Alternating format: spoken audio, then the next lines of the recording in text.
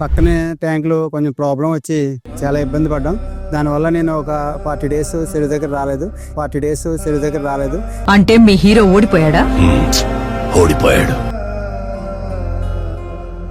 మేము 18 రోజులు మా చుట్టుపక్కల ట్యాంకులు కూడా 18 రోజులకి వేశారు.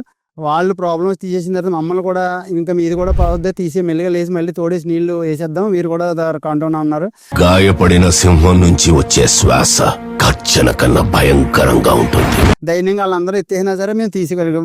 మొత్తం 60 కౌంట్ తీయగలిగేసింది చెరువుల మీద. దాని మీద ఇంట్రెస్ట్ పోయింది. సో అసలు ట్యాంక్ రాదు, అసలు విబ్రియో లేదు సార్, నమ్మకం లేదు సార్. మేము వదిలేసుకున్నాం. అసలు ఇది పవదని మేము ఉద్దేశం ఇంకెన్ని సర్దేసుకుందాం ఇంకా అనుకునే టైంలో ఆయన రావటం మాకు పని అయింది సార్. అది మీ కంపెనీలో మేము వాడటం వల్ల మేము ఆ 60 కౌంట్ తీయటం మంచిగా నిలబడ్డా ఉండేది.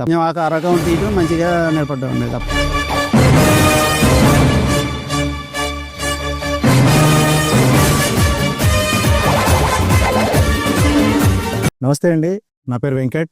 నేను దాగ్బైటెక్ నుంచి మాట్లాడుతున్నాను. ఈరోజు మనం ఈస్ట్ గోదావరి ఐపోలవరం పెద్దమడిలో ఉన్నటువంటి పెట్ట నాగబాబు సార్ దగ్గరికి వచ్చామండి. సార్ గారు వచ్చేసి 5 ఎకరాలు కల్చర్ చేస్తున్నారండి.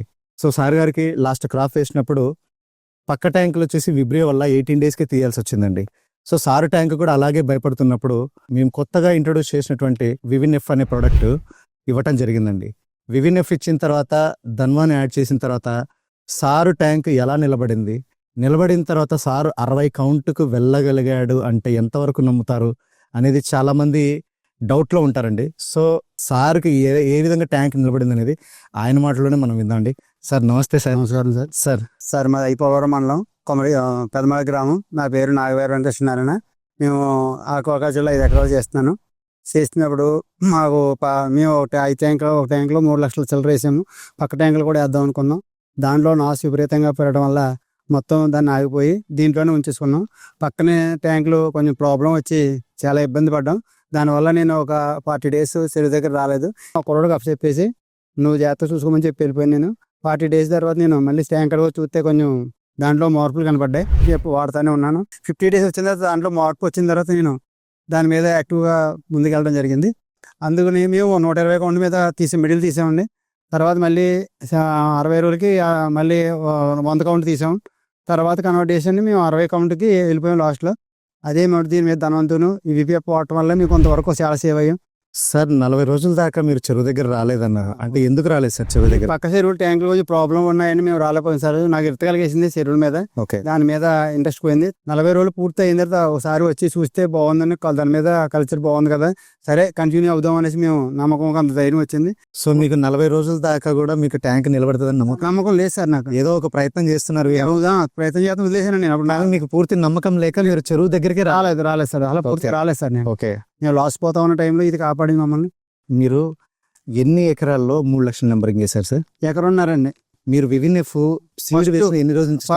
20 రోజుల నుంచి 3 గ్రాముల చొప్పున వాడేవండి. Okay sir.